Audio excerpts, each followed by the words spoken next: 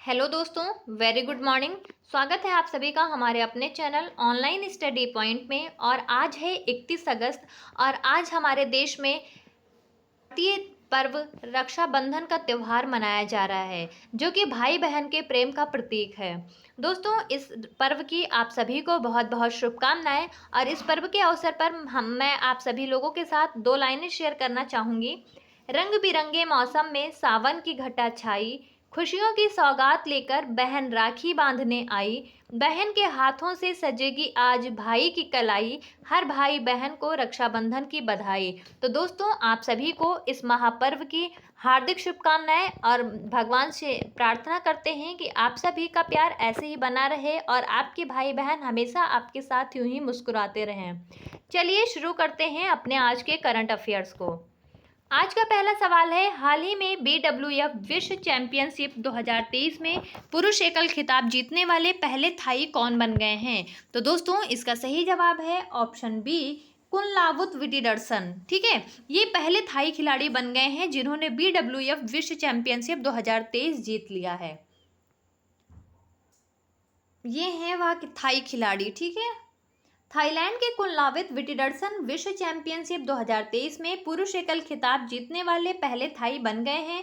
और कोपेनहेगन में जापान के कोडाई नाराओका पर जीत के बाद बैडमिंटन विश्व चैंपियनशिप इन्होंने जीत लिया है। ठीक है, तो इन्होंने किसको हराया है? जापान के कोडाई नाराओका को इन्होंने हरा दिया है और खुद विश्व चैंपियनशिप बन गए हैं। इससे पहले दुनिया की नंबर 1 एन से एंग भी कैरोलिना मारिन को हराकर विश्व चैंपियनशिप 2023 में महिला एकल का स्वर्ण जीतने वाली पहली दक्षिण कोरियाई खिलाड़ी बन गई हैं। उन्होंने सेमीफाइनल में टोक्यो 2020 के स्वर्ण पदक विजेता चेन यूफेई को सीधे गेम में हरा दिया था।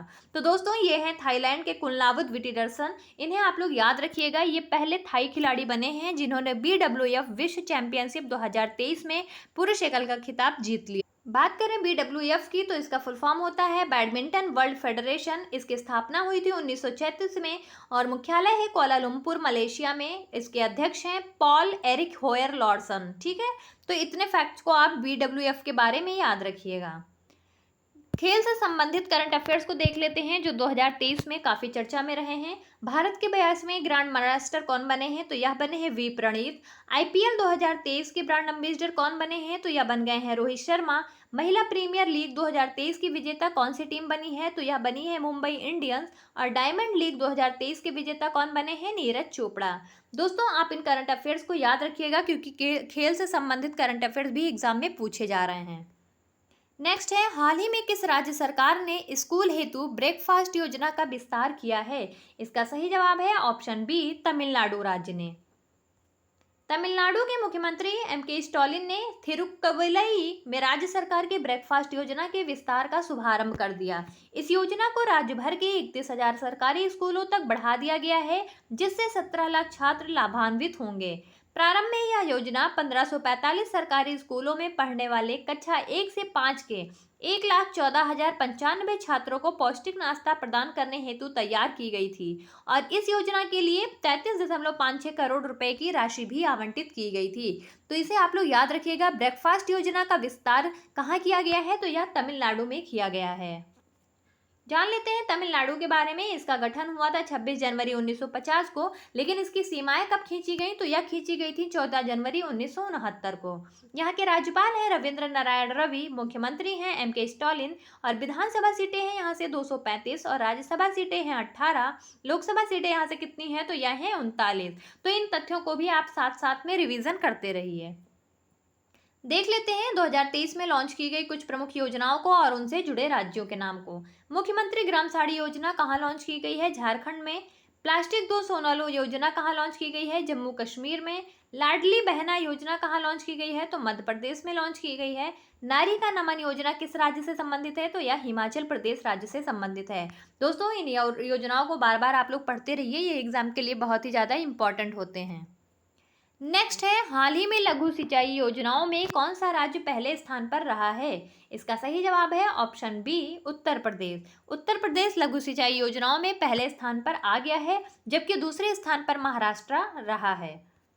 जल शक्ति मंत्रालय द्वारा लघु सिंचाई योजनाओं पर छठी जनगणना रिपोर्ट जारी की गई। उत्तर प्रदेश के बाद भारत में लघु सिंचाई योजनाओं की संख्या के मामले में महाराष्ट्र दूसरे स्थान पर रहा है। भारत में 23.14 मिलियन लघु सिंचाई योजनाओं में से 94.8% भूजल और 5.2% सतही जल से संबंधित योजनाएं हैं। महाराष्ट्र के बाद कर्नाटक, तेलंगाना और उड़ीसा का स्थान रहा है। तो इसे आप लोग याद रखिएगा, उत्तर प्रदेश का प्रथम स्थान रहा है। यह बहुत ही अच्छी बात है। बात करें उत्तर प्रदेश की तो इसकी राजधानी है लखनऊ, मुख्यमंत्री हैं योगी आदित्यनाथ, राज्यपाल हैं यहाँ की आनंदीबेन पटेल और लोकसभा सीट है यहाँ से 80, राज्यसभा सीट है यहाँ से 31। चलिए देख लेते हैं अगला सवाल। हाल ही में किसने पश्चिमी क्षेत्रीय परिषद की 26वीं बैठक की अध्यक्षता की है? इसका सही जवाब है ऑप्शन बी, अमित शाह ने। दोस्तों ये हैं अमित शाह जी। जैसा कि आप सभी को पता है, हमारे गृह मंत्री हैं। केंद्रीय गृह मंत्री अमित शाह ने गुजरात में पश्चिमी क्षेत्रीय परिषद की 26वीं बैठक की अध्यक्षता की है। बैठक में गुजरात, महाराष्ट्र, गोवा के मुख्यमंत्रियों और दादरा एवं नागर हवेली और दमन एवं दीव के प्रशासकों ने भाग लिया। उन्होंने क्षेत्रीय परिषदों के कामकाज को सुविधाजनक बनाने के लिए अंतरराज्य परिषद सचिवालय, गृह मंत्रालय के एक ही संसाधन वेब पोर्टल का भी उद्घाटन किया है। तो किसने किया है क्षेत्रीय परिषद की 26वीं बैठक की अध्यक्षता? ये किया है हमारे गृह मंत्री अमित शाह जी ने। अगला सवाल है, हाल ही में प्रधानमंत्री जनधन योजना के एक सफल कार्यान्वयन के कितने वर्ष पूरे हो गए हैं? तो इसका सही जवाब है ऑप्शन बी, 9 वर्ष। ये हैं हमारे प्रधानमंत्री मोदी जी और इन्होंने ही प्रधानमंत्री जनधन योजना को लॉन्च किया था, जिसके सफल 9 वर्ष पूरे हो चुके हैं और इसने काफ़ी विश्व में व्यापक स्तर पर चर्चा में रहा है। ठीक है, प्रधानमंत्री जनधन योजना वित्तीय समावेशन के लिए राष्ट्रीय मिशन ने सफल कार्यान्वयन के 9 साल पूरे कर लिए। 28 अगस्त 2014 को प्रधानमंत्री श्री नरेंद्र मोदी द्वारा शुरू की गई यह योजना विश्व स्तर पर सबसे व्यापक वित्तीय समावेशन पहलों में से एक है, जिसका उद्देश्य आर्थिक रूप से हाशिए पर रहने वाले लोगों को गरीबी के चक्र से मुक्त करना है। तो इसका उद्घाटन कब किया गया था? तो यह किया गया था 28 अगस्त 2014 को और इसने 9 साल पूरे कर लिए हैं। देख लेते हैं अगला सवाल। हाल ही में किसने पीएम मोदी के भाषणों पर आधारित पुस्तक का विमोचन किया है? इसका सही जवाब है ऑप्शन सी, ये दोनों, यानी शिवराज सिंह और अनुराग ठाकुर दोनों ने मिलकर पीएम मोदी के भाषणों पर आधारित पुस्तक सबका साथ, सबका विकास और सबका विश्वास नामक पुस्तक का विमोचन किया है। ये है अनुराग ठाकुर जी और ये है मध्य प्रदेश के मुख्यमंत्री शिवराज सिंह चौहान। भोपाल के Kushabhau Thackeray international convention centre में आयोजित एक महत्वपूर्ण कार्यक्रम में केंद्रीय सूचना और प्रसारण, युवा मामले और खेल मंत्री अनुराग ठाकुर और मध्य प्रदेश के मुख्यमंत्री शिवराज सिंह चौहान ने पीएम नरेंद्र मोदी के भाषणों पर आधारित सबका साथ, सबका विकास, सबका विश्वास नामक पुस्तकों का अनावरण कर दिया है। इन्होंने प्रधानमंत्री मोदी के प्रेरक भाषणों से इस बुक में कुछ स्टेटमेंट्स भी डाले हैं और उसी पर यह आधारित पुस्तक है जिसका इन्होंने विमोचन किया है। चलिए देख लेते हैं 2023 में लिखी गई कुछ प्रमुख पुस्तकों को एवं उनके लेखकों को। अजय टू योगी पुस्तक किसने लिखी है? शांतनु गुप्ता ने। द्रौपदी मुर्मू पुस्तक कस्तूरी रे ने लिखी है। योग सूत्र फॉर चिल्ड्रन किसने लिखी है? तो रूपा पाई ने लिखी है। रॉ हिटमैन पुस्तक किसने लिखी है? हुसैन जैदी ने लिखी है। दोस्तों ये पुस्तकें आपके एग्जाम के लिए बहुत ही ज़्यादा महत्वपूर्ण हैं। आप इनको एक जगह नोट डाउन करते रहिए और जितनी भी नई नई बुक्स आती हैं आप उनमें अपडेट करते रहिए और उनका बार बार रिवीजन करते रहिए। अगला सवाल है, हाल ही में फीफा ने किस देश के फुटबॉल महासंघ से प्रतिबंध हटा लिया है? इसका सही जवाब है ऑप्शन बी, श्रीलंका। विश्व संचालन संस्था फीफा ने श्रीलंका फुटबॉल महासंघ पर लगा प्रतिबंध हटा दिया है। महासंघ के मामलों में सरकारी हस्तक्षेप करने के कारण श्रीलंका फुटबॉल महासंघ पर जनवरी 2023 में प्रतिबंध लगा दिया गया था। फीफा महासचिव फातिमा समौरा ने 28 अगस्त को लिखे पत्र में कहा कि फीफा ब्यूरो ने 27 अगस्त को FFSL का निलंबन तत्काल प्रभाव से हटाने का फैसला किया है। तो श्रीलंका फुटबॉल महासंघ से प्रतिबंध हटा दिया गया है फीफा के द्वारा। जान लेते हैं श्रीलंका के बारे में। राजधानी है इसकी जयवर्धनेपुरे कोट्टे। राष्ट्रपति हैं यहाँ के रानिल विक्रमसिंघे। प्रधानमंत्री हैं दिनेश गुणवर्धने और राजभाषा यहाँ की क्या है? तो सिंहली है। अगला है, हाल ही में एडीबी ने भारत में कहाँ जलवायु परिवर्तन और स्वास्थ्य केंद्र खोलने को मंजूरी दे दी है? इसका सही जवाब है ऑप्शन सी, दिल्ली में। दोस्तों एडीबी का फुल फॉर्म क्या होता है? तो एशियन डेवलपमेंट बैंक होता है, ठीक है। भारत अब एशियन डेवलपमेंट बैंक के साथ मिलकर राष्ट्रीय राजधानी दिल्ली में एक जलवायु परिवर्तन और स्वास्थ्य केंद्र खोलने के लिए तैयार है। इससे पहले भारत ने पहला WHO centre for global traditional medicine जीता था। WHO centre for global traditional medicine की स्थापना गुजरात के जामनगर में की गई थी। दोस्तों इसे आप लोग याद रखिएगा, ग्लोबल ट्रेडिशनल मेडिसिन की स्थापना कहाँ की गई है? गुजरात के जामनगर में, ठीक है। और अब एडीबी के साथ मिलकर कहाँ पे खोला जा रहा है? तो यह नई दिल्ली में खोला जा रहा है। बात करें एशियन डेवलपमेंट बैंक की, तो इसकी स्थापना हुई थी 19 दिसंबर 1966 को। इसका मुख्यालय है मांडलू यांग, फिलीपींस में, और यहाँ के अध्यक्ष हैं मासातसुगु अस्कावा, ठीक है। तो ये बहुत ही इंपॉर्टेंट है, ये आपके एग्जाम के लिए इंटरनेशनल करंट अफेयर्स के रूप में भी बहुत ज़्यादा इंपॉर्टेंट हो जाता है, तो इसे आप लोग याद रखिएगा। नेक्स्ट है, हाल ही में जयंत महापात्रा का निधन हो गया, वे कौन थे? तो इसका सही जवाब है ऑप्शन बी, कवि, यानी जयंत महापात्रा एक कवि थे। ये है जयंत महापात्रा जी, ठीक है, जिनकी हाल ही में मृत्यु हो गई है। प्रसिद्ध भारतीय अंग्रेजी कवि जयंत महापात्रा का 95 वर्ष की आयु में निधन हो गया।